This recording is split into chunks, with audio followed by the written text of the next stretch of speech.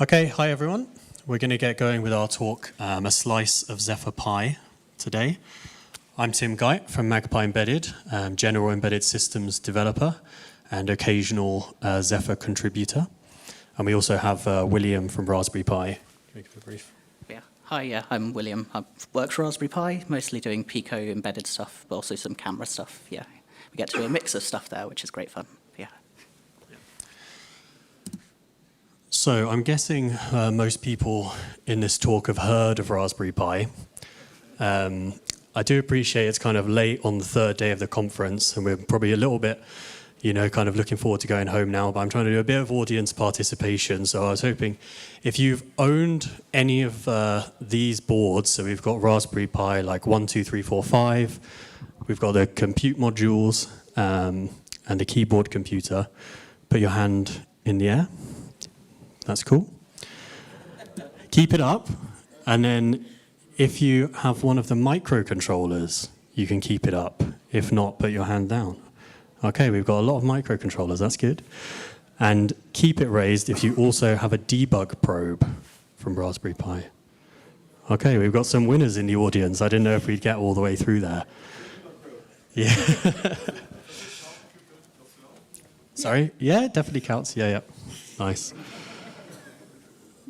So these microcontrollers are the latest addition to the Raspberry Pi family. The Raspberry Pi RP2040 chip and the Pico and Pico W came out in 2021 and 2022. And then more recently, we've had the RP2350 chip and the Pico 2 and 2W. So quite imaginative naming there, but they are pin compatible with each other, and there's some kind of magic that happens under the surface to make that work. And importantly, all of these boards are now supported in mainline Zephyr. So we're going to go through the history of how some of that happened. So you can use these with Zephyr today, which is really good. And so far, across the chips and the boards, there's been over 15 million of these sold. And I guess Raspberry Pi are hoping that number, keeps going up as we find better and better ways to use these chips. So as well as the Raspberry Pi boards, these chips are in a number of other devices. So I just pulled this from the supported boards page on Zephyr. A number of different companies building these into development boards, which is really cool to see in different configurations. And then, as you can imagine, they're probably going into prototypes and device applications as well.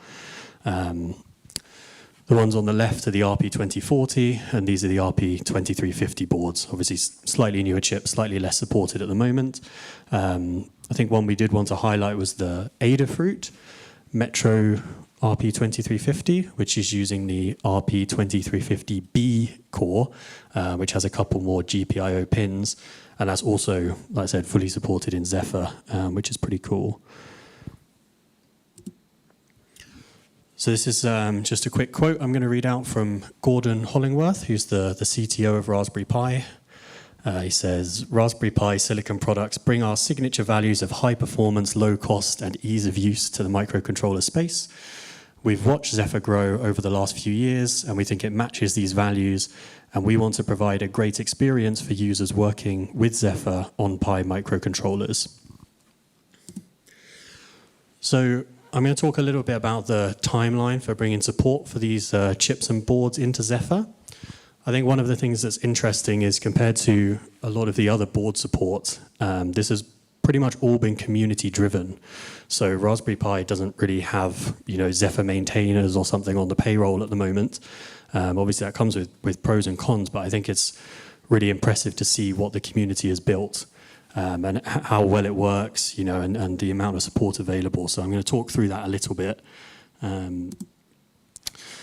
So the first Pico board and the 2040 was announced in January 2021. And a PR was raised a couple of months later with initial support for the 2040 and the Pico board. Does anyone want to guess when this was merged? You can just shout out. Was it recently? It's not that bad. So that was merged in February 2022. So that took quite a long time for that PR to be merged.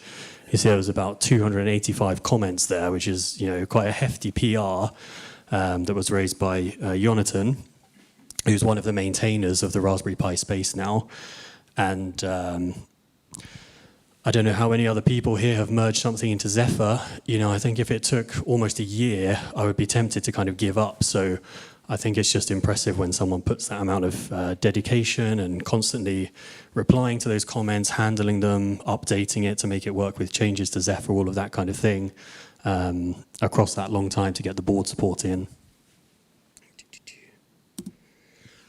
The Pico W then came along, so that was about a year and a half after the initial Pico. And that's basically just the Pico board. It's got an Infineon chip on there to do the Wi-Fi. And that was almost a year before we actually got support for that board. I think there were a bunch of things to do to make the Wi-Fi support work, but the actual merge only took about a week and a half, so definitely a much simpler process. And then last year, we had the Pico 2 released, as I said, with the RP2350. And that one, it took a couple of months to merge, and there's 402 comments on there. Benjamin, it looks like you merged that, so I don't know if you were responsible for some of those comments. But again, quite a hefty PR. I think there was some work to move the boards around into different folders and keep it all organized, because there's a lot of similarities between the Pico and the Pico 2, but also, quite a few differences, and making sure that was handled properly in Zephyr was a bit of a challenge. And then the Pico 2W, which is the same as the Pico to Pico W, just has this extra Wi-Fi chip. I was actually able to raise this PR in May and had it merged in a few weeks ago. This is the one I know the most about. And to just give a look behind the scenes, when that gets merged in, it was kind of a simple change because I basically just based it on the Pico W PR, but it didn't quite work, and so I had to go into the modules, basically add a specific build config as a flag, and then get that merged into the module, and then come back into Zephyr, raise another PR to enable that flag as a kconfig option, and then use that kconfig option in the PR. So when you're adding these kind of boards, it can be a bit of a multi-stage process, but that's kind of what it looks like. I got a lot of help from the maintainers, which was really useful, and only 58 comments, so positively lightweight compared to the other ones. So I just wanted to highlight again, these are the maintainers for the Raspberry Pi space and module. So you've got Sobri, Jonathan 3/8, and Andrew Featherstone. And I just think it's really cool, if you raise a PR in that space, you're going to get a reply and a review from them taking a look at your work, and it's working really smoothly at the moment. And then the Infineon support is for the Wi-Fi chip, which is handled a little bit more directly by Infineon. But so basically just wanted to say thank you to all of these people for the work that they do, because I think it happens behind the scenes quite often. We don't always see them when we're using these boards and chips in our applications, but it couldn't happen without them. So that's kind of how these boards came to be supported in Zephyr. Like I said, a big community effort. So we're going to talk a little bit about some of the features you can get for these microcontrollers in Zephyr, and then also some that are available and that we think there could be support for in the future that would be really useful. So this was just for the Pico W and the Pico 2W. So the Pico SDK is provided by Raspberry Pi. It's one of the things that William works on. And they have an iPerf. This is just for comparing how fast you can send bytes across the network, essentially. And Zephyr has something called ZPerf, which is kind of a minimal implementation. When I tested it, these were the numbers that I got, so quite a bit slower on Zephyr. So potentially some improvements to come along there. And just to give you, an idea of how quickly these things move, there was actually a PR merge today that enabled a kconfig option where somebody was basically doing this same test for a number of different boards, and they were able to get a significant speed up. So these things are changing all the time. It only takes a few months, and some of these things can change quite radically. But if you're into networking and optimization, this is a potential challenge for you. Okay, and then one of the things that's a bit more special about the RP chips is the PIO, Programmable I/O. So I think William's going to talk us through this a little bit. Yeah, so yeah, the idea of PIO is that most chips you have to put in the silicon support for like UART, SPI, I2C, but also any other interfaces that you need to support. The whole point of PIO is we still have hardware UART, SPI, and I2C, but for any other interfaces, you can write something that runs in these PIO state machines, and it doesn't require any CPU time. You can just treat it like a peripheral, like you would a UART, and you can effectively have virtual hardware. So yeah, in Zephyr, there's drivers available for the SPI. Oh yeah. So yeah, here's the demonstration of the UART driver that Zephyr's got in for virtual UART hardware. So this means you can put it on any pin. You're not restricted to the ones that have the hardware wired to the UART modules in the chip. But yeah, and for example, with Pico W and Pico 2W, instead of taking up one of our SPI instances, we have PIO to run the SPI so that the user can then use both of the SPI instances while using the Pico W and that sort of thing. And yeah, Zephyr definitely has better virtual hardware support having this UART, but that's one thing we're going to look to adding into the Pico SDK itself in the next release is some virtual hardware so you can create virtual SPI, I2C, UART, that sort of thing. But yeah. Yeah, I meant to put it on this slide, but there's support for the PIO has SPI, which is used to communicate with the Wi-Fi chip. This example shows off the UART, so this is basically just doing two separate echoes, but using the PIO. And then there's also support for the WS2812 LED strip in Zephyr. So that's pretty cool, yeah. Can you go to the next slide? Yeah, so the RP2350 is quite interesting because it, as well as having two Cortex M33s, it has two RISC-V cores. So you want to talk about that again? Yeah, so, well, basically, we have an engineer on the ASIC team who, in his spare time, designed a RISC-V core. And he's been looking to get it in a chip for ages, so why not put it in addition to the ARM cores? So each core, each core has got an ARM and a RISC-V. You can't use them both because that would require too much bus networking in the actual silicon. But yeah, you can pick each core between ARM and RISC-V. The default configuration is to run two ARM cores or two RISC-V cores, but if you really wanted, you could have one ARM, one RISC-V if you found something that runs better on RISC-V or ARM and that sort of thing. But yeah, Hazard 3 is the name of Luke's chip, but yeah. Yeah, so in the Pico SDK, you can basically select an option to either just build it for the ARM chip or for the RISC-V. And there's a PR open at the moment to provide the support for the RISC-V chip. So again, if that's something you're interested in, take a look, and hopefully that will, essentially just appear as a different option, when you go to build. And it will have abstracted away a lot of the hardware interface. So the device tree that you end up using for application will be exactly the same and should be pretty portable between the ARM and the RISC-V version. So that's quite cool. And then there's also Rust support kind of incoming. I wasn't able to double check and make sure that it's building for the Pico chips at the moment, but I know in general there's quite good support for Rust on these chips. And there are now a number of Rust examples in Zephyr. I think there were some talks about it during this conference and some tech talks that Benjamin's done online. So you can take a look at that. And hopefully that's something that we'll see more of, trying to bring this world together.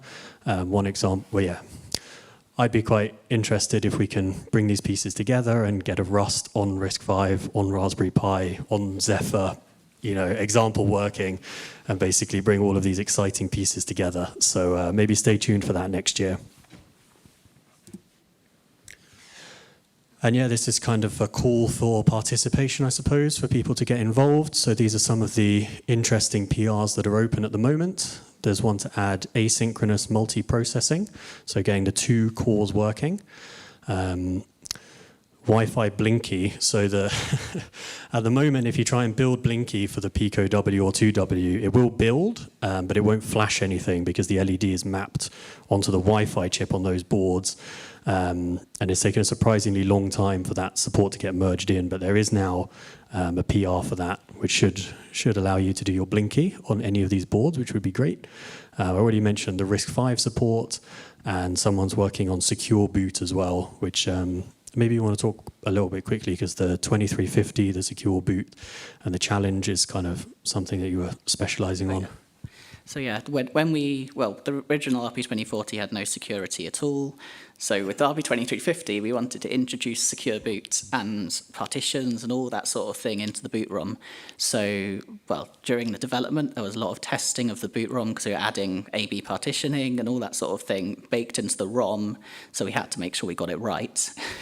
But yeah, so secure boot basically means you can sign your firmware with your own private ECDSA key, and then upload it to the board. And if you write we've got OTP, one-time programmable memory, you write the bits in there to say your hash of your public key, and then it'll only run software that's signed by you, all that sort of thing, which is very helpful. Now, this is only supported on the ARM cores, so once you enable secure boot, disables the RISC-V cores entirely.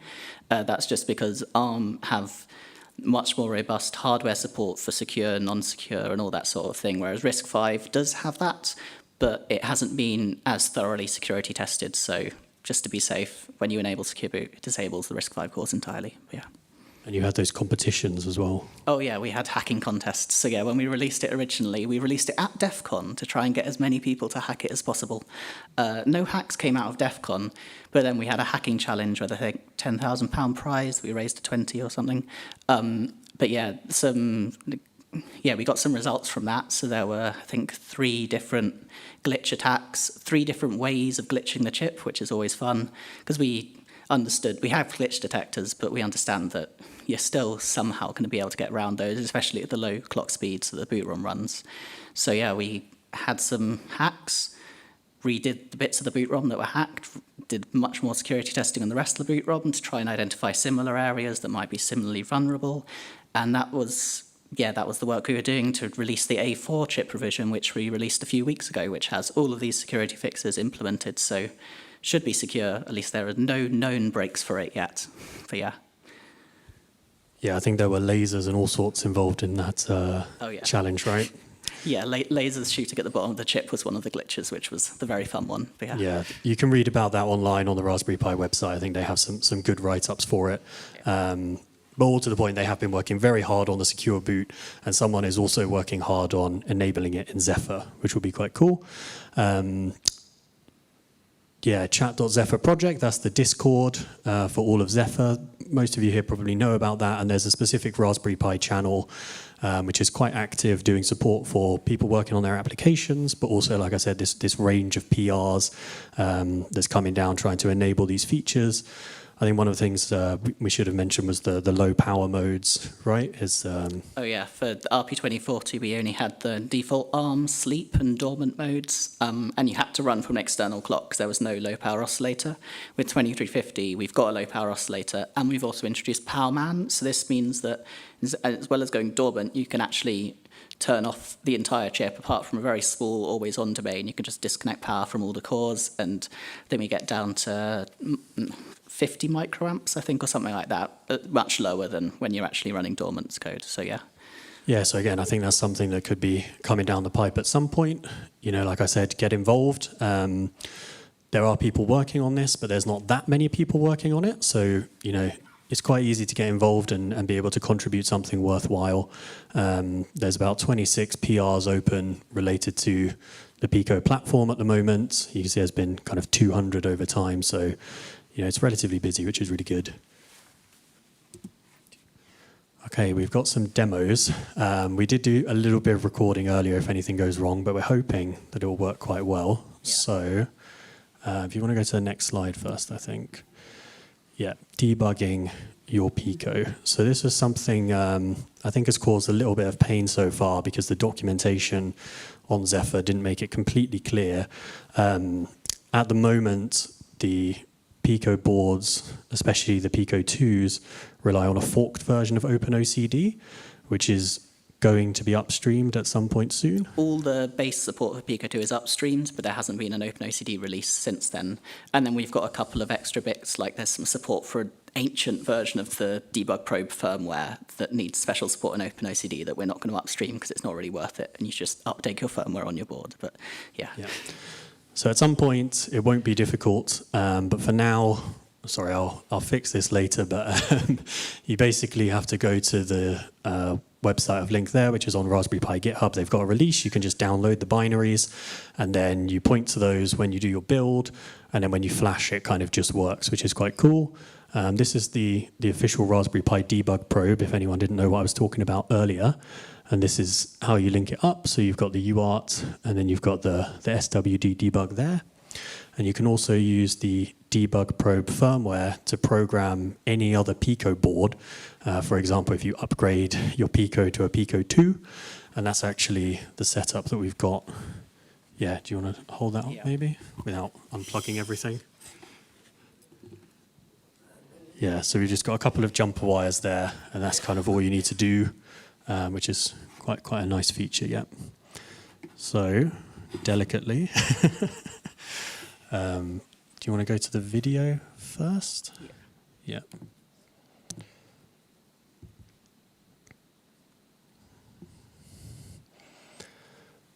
Yep, so this was just a little, maybe. We knock something.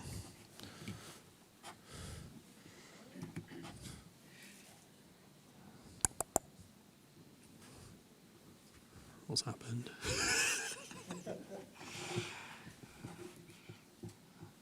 That's not ideal, is it? No. It's working. Yeah, unplug the USB.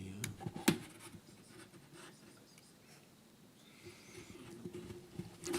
As soon as I said it was a live demo, this was bound to happen, and it wasn't even live. This was just the recorded segment. We do have some live parts we're going to bring you, so who knows how well those are going to go. Not getting anything? It's a bit problematic. Does the slideshow work again? Tech guy's gone. Oh, so the slideshow works. Okay.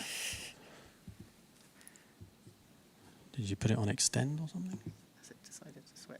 Oh, there we go. Duplicate. Yes, Yeah. we're back. Yeah, so try and go to the video.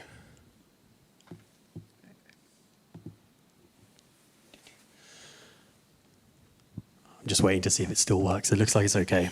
All right, so yeah, this is building for the Pico 2 board, which, like I said, was merged in the last few weeks. And I've added my OpenOCD settings there. So this is what it looks like. We're building the net Wi-Fi shell, which works really nicely, actually. The sample just builds off the bat. You don't really have to make any changes specifically for this board. And I'm opening a serial port on the side so you can see everything loading. Once it gets built, we're going to flash it. Like I said, that's going through the Pico that we've used as a debug probe onto the Pico 2W. And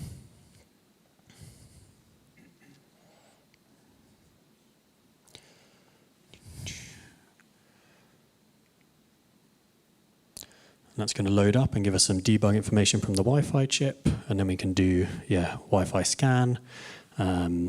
I don't know if anyone else knows much about the Wi-Fi shell. This is a really nice demo. You can do the scan, connect to the network, do some pings to check the connectivity, all that kind of thing.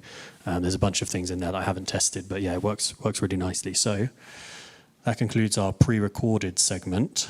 Do you want to go back to the slideshow quickly? I think if you just hold it on that slide, just do that and just go through it.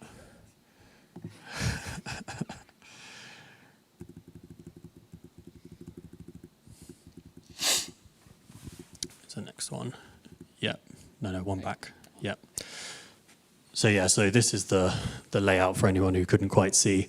And then something we're also going to try and show is a kind of setup where you just need one micro USB cable, and you can use the Pico tool or drag and drop to actually download the program onto your board. The Pico boards have a button on them, so you hold that down when you power it on, and then it kind of opens a USB drive, so we'll try and show you that. And yeah, if you go to the next slide. So if you've been using the Picos and you go to the Getting Started guide, you might come across the VS Code extension, which up until now supported the C++ and MicroPython variants. And I've been working with Raspberry Pi to try and add initial support for Zephyr into this extension as well. So this is to provide, pre-made settings and projects which we know work for the Pico board variants. And we're going to try and show you that working in practice now. Yeah, let's see how it goes. So, what was the first one we wanted to do? We want a new project. New project, yeah. Oh, we've lost video support again. No, it thinks it's... Oh dear. Is it back? Okay. Oh. Doesn't like the extension, I guess. Okay. Is it literally? Okay, go back to VS Code. No. Not happy. There you go. Oh, it's just very glitchy. Yeah. That'll do. Yep, fine. Try not to move anything. Right. Yeah, that's fine, I think. Yeah. Yep. So you've got options to select the board type and some initial kind of kconfig settings and that sort of thing. Obviously, we'll try and expand this over time. And you can select the serial port. So at the moment, we're just going to use the UART setting. And we're going to create that project. And so the first time you do that, it's going to set everything up in Zephyr for you, basically. All of the tool chains, the forked OpenOCD, kind of package that together and hopefully make it quite easy for people to get started. It's a little bit quicker this time because we've actually ran this earlier. So it's just doing some kind of minimal checking and pulling everything down. Yeah, and we've got our new project, which is cool. So if you go to the Pico section, William, and then start a compile. Yeah, and you can see us running the West build section. So if you go back to the source files for a second and go into the .vs code, tasks.json, I think. Yeah, so everything that the extension is doing is just setting up this project to basically work within VS Code. Even the buttons just trigger off these tasks. So we've tried to set it up in a way that it's quite portable. If you want to take this, just do your initial setup and then use whatever other system you've got. That's going to work well. The debug uses the ARM Cortex debug within VS Code, which I think quite a lot of people use. So there's not really any magic happening here. It's just pulling together these different ideas and trying to make it easier to use.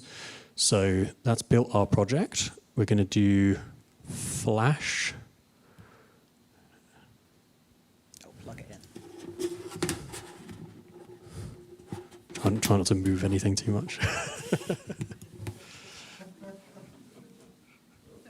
Yep, good start. Right.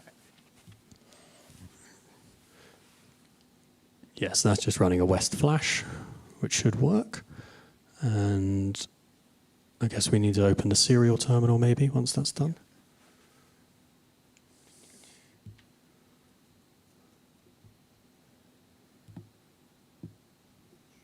Yep. Oh, and you should be able to run Wi-Fi scan as well from there, I think. Yeah, so that's cool. That's how you do that, a couple of buttons, which is great. And then, do you want to open the other project? Try and do debugging. Oh yeah, you can show debugging for sure, yeah.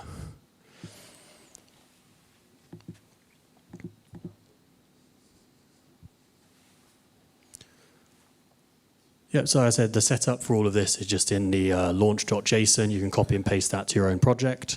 Shouldn't be too difficult. And up until now, this is something that I think people have found a little bit tricky with these boards. If you look up Pico tutorials for Zephyr and debugging, they don't often get into this part because it has been a little bit more challenging. But it should be working fairly nicely. So, yeah. Yeah, it's just going to take a second to come through, but that's all working, which is really good. So we like to see that. I think if you stop that and then go to the USB option, we put USB, yeah. So this was one that we made earlier with the, you saw where I had the serial console option between UART and USB. So this is the USB version. And what William is bravely doing is unplugging our debug probe. And I'll show you the kind of one-wire setup. So that the single USB cable is very lovely done, William, is providing the power and the programming capability. So you just have to hold down that button as you do it, plug it back in. And has that turned up as your drive? Maybe? Yeah, so that's available as a drive there. So you can drag and drop your application in, or if you're using the extension, you can run, which is going to use that Pico tool that's provided by Raspberry Pi to do the programming. We go to the serial monitor. We're now on COM7, not COM6, because that's a USB serial that's being provided by Zephyr. And is doing all of the same things. So, yeah, that's not ready for download right now, but we're hoping in the near future it will be. And we hope we get feedback from everyone here who wants to use it. Like I said, it's designed to be a Pi-focused part of the extension to help people get up, with things that we've tested and verified are working with Zephyr, as opposed to a completely generic Zephyr system. But it's just generating those JSON files like I showed you, so you can easily go in and change the board, start adding, all of the other settings that you need. So, yeah, successful demo, finally. So, yeah. Right. Current slide. That's pretty much it, is it? Yeah. Yeah, so thank you, everybody, for coming to this talk. I hope you've appreciated it and learned something about Raspberry Pi microcontrollers on Zephyr. We're going to put a post in here shortly, which is the Raspberry Pi forum, just to talk about Zephyr and raise some attention for the extension and that kind of work. So if you've got any ideas for things you think should be in there, kind of questions that you have, obviously the Raspberry Pi channel on the Zephyr Discord is the best place to ask about Zephyr. And this is a good place to ask about Raspberry Pi support for Zephyr, if that makes sense. So yeah, thank you very much. Any questions?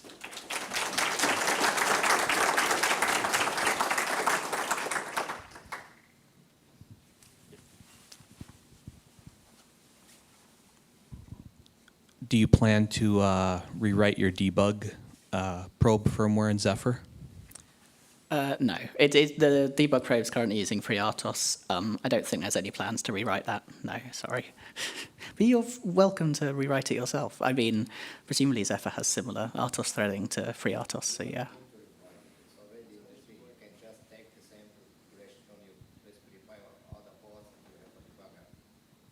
Okay.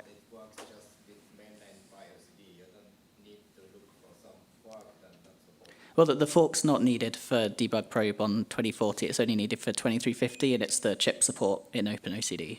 But yeah. Oh yeah.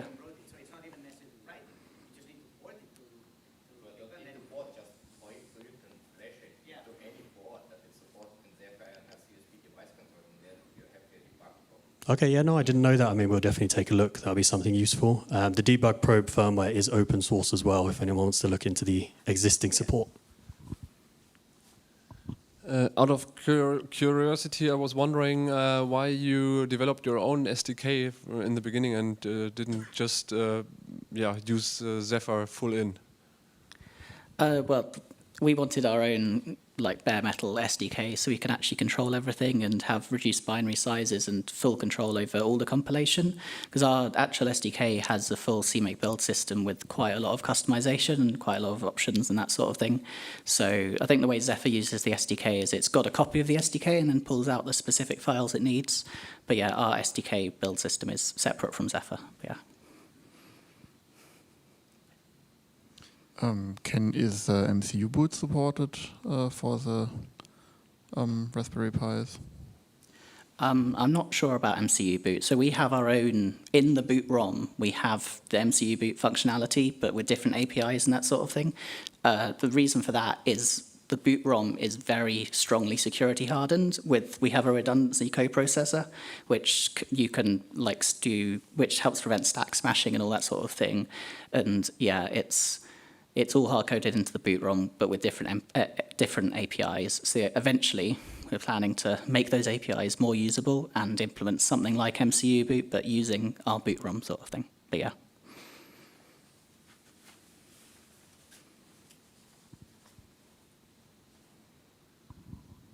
One question related to the Pyro. Is there a plan to integrate the Pyro assembler tool into the toolchain of Zephyr? I'm not sure. As Tim's mentioned, all the Zephyr support so far has been community supported. I'm not sure how Zephyr currently compiles its PIO files, but yeah. It's hard-coded, okay, yeah. I mean, yeah, we are now releasing standalone binaries of PIO ASM, so that might be something that could be pulled into the Zephyr SDK sort of thing, but yeah. So related to that, you just mentioned, related to that, you just mentioned that most of the support has come from the community so far. So what about the Raspberry Pi Foundation? Are you planning to officially support Zephyr from your side? Like help, contribute. You're here, so that's already a step forward, but do you have plans for that? So I don't think we're planning to fully support it. The main reason being our primary development focus is the Pico SDK. So we only fully and work for support on things that directly use that. So for currently that's just MicroPython really, which uses our full CMake build system from the SDK. Whereas Zephyr, because it pulls in the files, there might occasionally be breakages and that sort of thing. But we're definitely looking to work towards adding more features to Zephyr. And while it'll still be community-driven primarily, we'll definitely be looking into doing more work towards Zephyr. Yeah, I think like Gordon's quote towards the start of the presentation showed, there's a lot of interest at Raspberry Pi about what Zephyr has been able to do. I think mainly the way that it's gathered so much interest and momentum compared to, other RTOS and embedded systems type projects, and is enabling such a wide range of applications, which is really the kind of thing that Raspberry Pi wants to do, if you look through their history and the kind of projects that they like to highlight. So we're hoping, this will be extra momentum behind the Zephyr effort for the Raspberry Pi microcontrollers. And definitely, if people are contributing, if people are showing open source hardware and applications, then I think that's the kind of thing that they'll be able to highlight, and hopefully, over time, it will grow into further support if everything keeps working well. And so that's why, part of what we want to do in the extension, like I said, is just show things that definitely work, not kind of all the experimental parts. I can't remember if I mentioned on the slide, so for the Pico 2W support, I got that merged in like 2 weeks ago. I thought that's great. I'm going to come to the conference, show everybody it's working, everyone will be happy, great new board support. And then someone else merged in a change to add DMA support for the SPI using the PIO, and that broke the Pico 2W support, disaster. And in the last 3 days, we managed to get in a 2-line, if-def type solution, which should have been in there from the start, to fix it. And so now it's fixed again. So what we're going to initially support is probably just a specific commit. And then once it gets picked up in the next release, we'll fix it to that. And then kind of over time, just make sure that all of those examples and options that we have are working for all of the boards, basically, and provide a bit more of a curated experience. When people want to go further, obviously all of Zephyr is still available to be used. And I guess as a Zephyr community, we hope that gets kind of upstreamed and brought back into the wider support. So hopefully it will keep working and keep being exciting. Any more questions? Actually, I'll just add on this subject of breakages and stuff. There's the discussion on Monday about automated testing. That's definitely something that I'd like to get set up on my desk, is to be testing Zephyr so we can actually test the release candidates and make sure that all that functionality is working. Because that's quite annoying when the functionality doesn't work. I agree with that.